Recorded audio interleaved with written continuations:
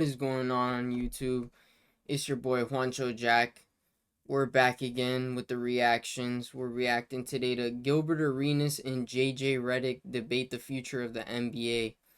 JJ Redick is amazing. I love his opinions. And I can't wait to hear this. I can't say the same thing about Gilbert Arenas, man. He's a little bit on the Kendrick Perkins side. Got the fucking wildest takes ever. Um, I don't know. Let's see what the fuck this is all about. It's a 17-minute video. I'm probably going to chop up the best parts. Probably not going to leave the full video there. Do you think that the NBA right now has a LeBron and Steph problem? And Yes. There ain't no LeBron, there ain't no Steph in the NBA right now. Maybe Victor, but we can't speak until we see him, but maybe Victor. With the Warriors and their aging core, with the Lakers and LeBron getting older, I don't know how many more championship opportunities either of those guys are going to get. And similar to Magic and Larry in the 80s, Jordan in the 90s, Shaq and Kobe in the early 2000s, these two guys have sort of carried a generation of NBA fans. And I'm curious if you think there's anyone that's able to sort of step in and take the mantle from those two guys. And that's funny. I didn't really think about LeBron leaving until he coded it, last night. And then just the thought, wait a minute, it's going to be a problem because who's technically the new face that's going to carry the team? With the NBA, ratings has been, it's been in three cities, right? When the NBA is doing well, it's the Lakers are playing well, Boston is playing well, and for the most part, back in the day, Chicago's been replaced by Golden State. So, Chicago hasn't been good for 10 years since Derrick Rose. Gilbert's tripping on this one. Honestly, right now with Ja Morant taking over Memphis and shit, taking over the media, I honestly think they are one of the biggest markets, and they're in Memphis, you know what I mean? They're in Tennessee, so I don't know about this take. Not to mention, the Denver Nuggets are in the finals. The Denver Nuggets are in the finals. The Miami Heat are in the finals. I don't know, Gilbert. You're tripping, big dog. At some point, when Steph and LeBron retires, someone's going to have to mantle these three cities. Even Boston. With Boston, you have the two young stars. There's going to have to be greatness in those three cities for the NBA to really survive. You can't survive if the talent is in these small cities. So they're going to have to come up with something clever to get, star players over to the cities that really demand, TV time. Gilbert always trying to fit some controversial shit in there. It doesn't feel like a lot of people watch Denver before this run, so they're surprised by what they've done, them steamrolling the entire West. But is that a sort of structural problem with the way the sport is covered? Because this is even the MVP conversation as well. No one should be surprised at what they're doing. No one is surprised. I mean, if you watch basketball, the bubble championship by the Lakers, that's who Denver lost to. They lost to the champs. The year after that, they lost to Sun. Nobody that is not a casual should be surprised, because the Denver Nuggets have been knocking on the door on the NBA Finals for a while. Gilbert is correct. Sun, who wins the championship. And then last year, did they lose to Golden State? Who won the championship? Exactly. Golden State won the championship. So, this Denver team has only been putting out by championship caliber teams. So the fact that now everyone is healthy, no one looked at them as a threat when they were the actual threat that was sitting in the West or just sitting in the league themselves. So, but it's Denver, right? Who wants to tune in to Denver basketball? So if you watch, and I know you do, I'm just saying you generically, if you watch the Denver Nuggets play, and Jokic talked about this a little bit in the last couple of days, Mike Malone has talked about this a bunch. To me, they play a beautiful brand of basketball. There's ball movement, there's selflessness, there's They play as a team, bro. I swear, people that watch the NBA do not like that shit. They like the isolation. They like your Kyries, your Durants. They like that LeBron ball and the shit that the Lakers were playing with Anthony Davis and LeBron just doing everything. They like that. They like watching that type of shit. They don't like your Denver Nuggets. They don't like your Spurs. They don't like the ball movement. Fucking bunch of weirdos. Insane two-man action from Jokic and Murray. There's shot making. Like it. How could you not be entertained by that? And so I guess what I'm getting at is how do we in the media and how does the league transition into a new era? And look, I'm not saying LeBron and Steph will never win another championship. I'm not saying that at all. But the reality is we're in the late innings of their careers and we're in the late innings of their dominance. And with KD also being a little bit older, it's like where are the young, who are the young stars that are going to figure this out and be Stephen A has brought this up and Kawhi flopped. Giannis sold against a 8th seed Miami. I think it's a valid point. And I'll refer to Tim Duncan a little bit on this too. I don't think Jokic does the promotion of the game because he doesn't promote himself, right? And so much of the league is about star promotion. Now, if Jokic was in LA or Boston, it's a different story. So there's nothing the league can do because the league is founded on the certain cities. Their first TV games when they merged was Boston and LA. That's it, right? Yep. That's all it was.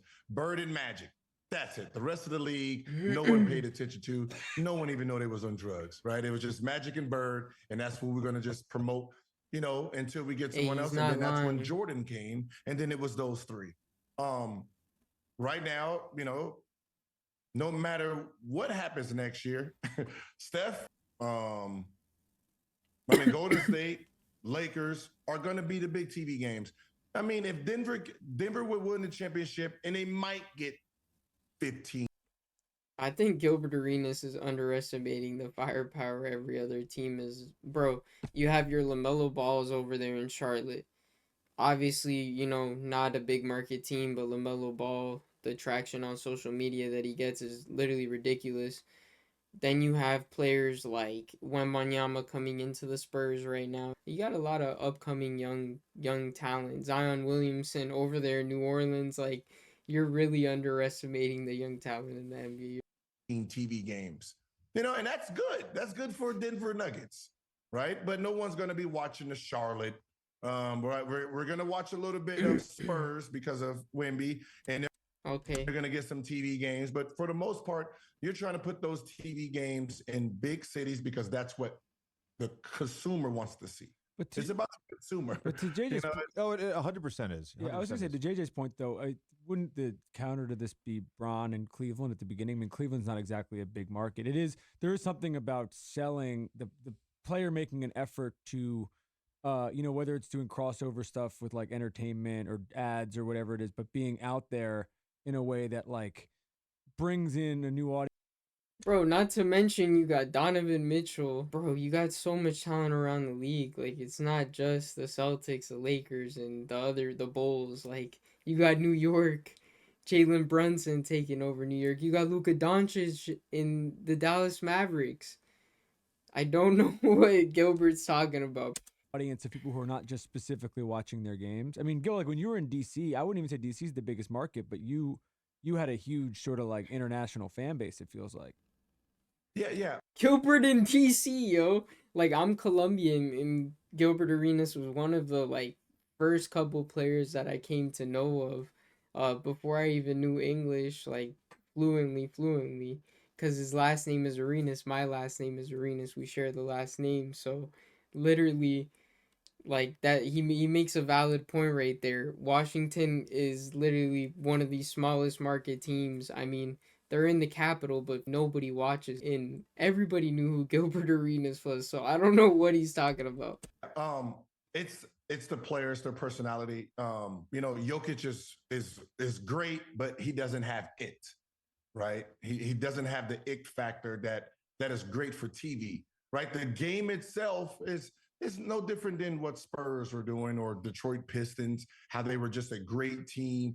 Nobody wants to watch great teams. They want to watch great dominant players. They want to watch isolation basketball. They want to watch Kyrie Irving. They want to watch fucking Hollywood. Like he's right, bro. Nobody wants to watch a good, solid team play proper basketball. They just want to watch James Harden step back. I really hate the NBA sometimes. And for the consumer, Jokic game is not sexy. It's sexy for basketball players that, oh man, what he's doing is unreal. But if you're not like Giannis or John Morant jumping out the gym, Jokic is fundamentally sound, but his game is fucking ugly as shit. And I completely get Gilbert's take, man. Like, for the casual fan, watching Jokic play is like, what the hell am I watching? right? Or you're shooting 50-foot 3-pointers. Other than that, what are the stars doing in those big cities? Yeah. So no matter how you sell them, unless he's in Boston, New York, LA, no one's going to be paying attention to that game. But if he played in those 3 cities, then what he's doing is wonderful, and ticket sales, and they can promote all what he's doing. I would say this to Tommy's point, because I think it's a valid point bringing up Braun and Cleveland. I do feel that this year, with the opportunity potentially for Jimmy to win his first championship, Jokic to win his first championship, obviously if the Celtics do something that's never been done in history and come back from down 3-0, Tatum his first championship. Now all of a sudden we have a 6th active player who, with LeBron being limited last night, we are going to have a 6th active player who has been the best player on a championship team. And I do think winning a ring matters in this entire conversation. I think marketing players is great. And to be honest, Zion being out for most of his career, I think that hurts, because I do think he has that it factor, even though he's in a small city right now. And so I think winning a championship kind of changes a little bit of the casual fans' perspective. And look, the NBA has a bunch of diehard fans, but we do in a way have to cater to the casual fan. We have to, not everybody is Nekias Duncan and Steve Jones who can break down the Charlotte Hornets pick and roll defense in March. Because again, I don't care about that. And I watch the NBA every night. Listen, we're hoopers, so we can see the importance of players, but the NBA is not built off of that. They don't survive off that. They never have. Tim Duncan was 4 rings in, and when he went to go win his 5th one, we said, oh shit, this is boring. Nobody wants to see Tim Duncan and the Spurs in the championship. That's just facts. No matter Gil's such a fucking hater. how many rings they won, no one really cared about the Spurs like that, besides Texas and San Antonio themselves. So I'm from Florida, and I cared about San Antonio. Why you hating, Gil? can win another championship. I mean, Jokic can win his championship. No one's going to care. Let's just be honest. I'm sorry. He's not going to go from Europe, Serbia, Denver. Bro, you're tripping. Gil's a hater. where he is right now to this super mega star, because he's not doing anything kids want to see, right? Giannis, come on, he's running, jumping, dunking, and he's fun loving, he's kid friendly. Same thing with John Morant, jumping, dunking, kid friendly. Yo, did Gilbert just say kid friendly for John Morant? Bro, John Morant was out here like, bro, what do you mean? He's gonna dance all Bro, Gilbert always saying the dumbest, most controversial shit ever. You think he's a fucking casual sometimes. What are you saying? all through the night. And no matter how bad that we try to, tear him down, if the kids want his product, there's nothing the NBA or any of us can do. It's the survival is what are kids watching? What channels are being hit? Everyone loves the Grizzlies because of John Morant. Other than that, nobody wants Grizzlies without John Morant are kind of poverty. to watch the Grizzlies. They want to see him do what he does. So with Jokic, He has a great NBA game, but it's not an exciting, just like an all-star, right? Last pick, Rudy Gobert, last pick. Great players. Nobody wants to see it. Okay, well, hold on a second. Hold on a second, Gil. Jokic and Gobert are that's two different things. All right, that's two different things. But they're the last. But come on, you got Jokic back-to-back MVP. Where did he get picked in the All-Star game? Last. Well, second. Gil got a point. To last. Second to last. Second to last. The back-to-back. Rudy Gobert, Defensive Player of the Year. I think 2 years or 1 year. And nobody gives a fuck about him. MVP, and that's where he gets picked. So you can tell that it's all about the glimmer of the game. We've been behind the scenes. We really understand what takes winning, and what Jokic does, what Jimmy does is what a winning organization, what winning players look like. But the NBA is not built off of winning; it's built off of stars. I have a question for both of you guys about this. Do you think even just the last 3 weeks, even last night, changes that dynamic a little bit? I think what he did with the crazy shot over his head last night, even just he didn't have as good a series against the Lakers as he did against Phoenix, but just what he's doing right now and getting this team to the finals, sweeping a team like LA and getting them to the finals. Don't you think that opens up eyes, just even around the league a little bit? Like, if they were doing an all-star draft tomorrow, I don't think he's going last in that draft, no matter whether or not he's friends with all the other guys. Don't you think? Last. Hell no, Gil. Put some respect on Joker's name. Bro made it to the finals, man. MVP. What are you talking about? Think so? Come on. We're talking about a back. Bro, go. Hold on. Look at JJ's face. JJ can't fucking believe it. Last. JJ's like, what the fuck? You have to be trolling. Come on. We're talking about a back-to-back MVP who gets picked second to last. We're back-to-back MVP. So we're talking about a... Yeah, but now he's in the face of the whole world. He is in the finals, Gilbert. Very talented. He's in the finals. Individual. He's in the finals. When you're talking about showmanship, there's just, he doesn't have it, and he's going to be finals and he's going to win a championship, finals MVP. It's not going to change the audience. No, the Nike's not going to come out with some Jokic shoes and everybody's going to run to the store and buy the Jokic's, the Jokers. No one's doing it. Stop playing, bro. They put some hard-ass Joker Batman design on that bitch. All the kids are eating those up, bro. Gilbert, you're a fucking hater, bro. What are you talking about? Yo, Gilbert is so one-dimensional, bro. Open your fucking... Yo, there's Europe. There's a whole world, bro. It's not just America, dog. Serbia would eat those up, dog. Right? You have to be a diehard basketball fan to understand what Joker's doing. Other than that, you're there for the long threes, the dunking, right? Or Lakers. That's... Bro, is such a fucking idiot. Shut up. Yeah.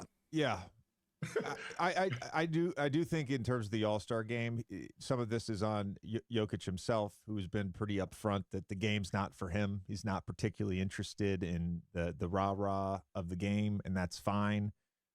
It will be interesting to see if he wins, if Jimmy wins. I do think it's a moment. It's an interesting moment for the NBA, and I'm not a marketing expert, but figuring out how to sell the next generation, whether that is Jokic or not, I think we're at a sort of an inflection point over the next year to 2 years about how... Man, the NBA is in good hands. When we see Wembanyama play, I have a feeling that we got the next LeBron. I have a feeling, don't quote me on it, but I have a feeling. To sell the NBA going forward. And in some ways, Gil, I know that Kobe was still in his prime once Shaq left LA, but in some ways there was a little bit of a few year gap where it felt like we could be headed to that, right? The post 2002 Shaq and Kobe Lakers. Duncan wins in 03. Pistons win in 04. Spurs win in 05. Heat with a young D Wade win in 06. Spurs win in 07. And then it's Boston, LA, right? That little gap there, though, I feel like that's kind of where we're headed a little bit in terms of trying to figure out the next Golden State, the next Steph Curry. And it remains to be seen, but I'm just saying this is a moment in time that it's pretty important for the NBA and the new TV deals coming up in 2025. So I don't know. I'm kind of fascinated by all. Oh, new TV deals. My Spurs back on Showtime. We're everywhere. Let's go. All of this right now. Yeah, it's one of those things where you know, Boston has a chance with, Tatum, young guy, right? Brown, very young guy. They're holding in a big market. LA, once LeBron goes, they're gonna have to try to fill that void. If that's trying to, get John Moran over there. I don't see Dallas giving up Luka. They're not that dumb. Denver, I mean, Jokic. If Dallas gives up Luka, they're fucking idiots. Mark Cuban, get him off of Shark Tank. I don't want to see his ass anymore on there because, bruh, I don't want to see him off of the fact that they got Kyrie Irving. If they get rid of Luka Doncic, get Mark Cuban off of Shark Tank, bro. Technically, in our standards, he's on the back 9 of his career. This is year 9, so he is on the downside of, what he is going to be capable of. Wait, hold on. Jokic? He's on year 9. But he's 28. Year 9. This is the. It's like golf. You play golf. Okay, but hold on a second. Steph won at 27, his first championship. LeBron. I give Joker like 4 more years, but yeah, he's on the come down because he's at 9. He has 4 left. Yeah, Gilbert's right, bro. Joker ain't with his tall ass. He ain't gonna be that dominant like LeBron till 38. You're tripping, JJ. Gilbert's right on that one. On first championship at 27. Jordan first championship at 28. Kobe's first championship without Shaq at 30. Hakeem's first championships were in his third. Like, I don't think he's in the back 9. He's in the back 9. He's maybe. That was back in the day, big dog. JJ both of these dudes, both of these old heads forgetting the firepower that's in the NBA right now. Joker has 4 years left, man. You're tripping, dude. This ain't fucking 1988. He's maybe in the bottom of the 4th, top of the 5th. But do you think he plays 18 years? Fuck no. Dominant. So if you look at JJ, bro. Look at him licking his lips because he knows Gilbert's fucking right. I can read body language, bro. JJ, you're full of shit. If you don't think that's gonna happen, then he's on the back 9. Well, Jordan didn't play 18 years. What about his game would not allow him to play 18 years? It's not like he's, running, like you said, like he's not running and jumping and, beating his body. Gil, I guess what Tommy and I are getting at, why are you such a Jokic hater? No. He's such a hater. No. As a hooper, I love his game. I would love to play with a guy like that. I'm just talking about just the business itself, right? The business. He's not 21, 22, 23, where they're going to say, all right, this is the fate. We get it. He's not Showtime Lakers, but he's a fucking solid ass player. He's an MVP. He's a finalist. We get it, Gilbert. God damn it. Right? They're going to push Tatum. They're going to push Luka. Book. I mean, John Moran was there. To me, it's like Book, Shea, Zion, Shea. Again, but these guys they're not in legacy markets. To your point, I agree with what you're saying. These guys outside of Tatum, they're not in legacy markets. And I think that could potentially be a problem if we don't change. How is that a problem? Duncan got like 6 championships, created a whole fan base, boosted a whole market, like made San Antonio, the city of San Antonio, what it is today. Like, bro, why can't that happen for every single franchise, every single market in the NBA? I don't know, man. How we sort of cover and sell the league. That's, I guess, the overarching point I'm trying to make. Well, I guess that's it, guys. Overall, they got a really old head mindset on the future of the NBA. I honestly think the future of the NBA is in good hands, and Wembanyama, Shea, Booker, all these players are about to boost their franchises. They're about to boost their cities up, and we're gonna see a new era of the NBA. No longer are we gonna see big ass markets like Los Angeles and the Celtics be the face of the NBA. We're gonna see the San Antonio Spurs. We're gonna see Oklahoma City with Chet. We're gonna see Zion Williamson in the Pelicans. Like, it's no longer these three teams that Gil's saying, or what JJ's saying, that, they're not in a big legacy. Like, no, that's not the mindset anymore. I don't believe that's the mindset anymore. But yeah, guys, let me know in the comment section what y'all want me to see next. I love y'all. Peace. Esto no PG, esto está muy duro. Esto está muy duro. Eso no PG, esto está muy duro. Esto está muy duro. La nena tiene 6 y yo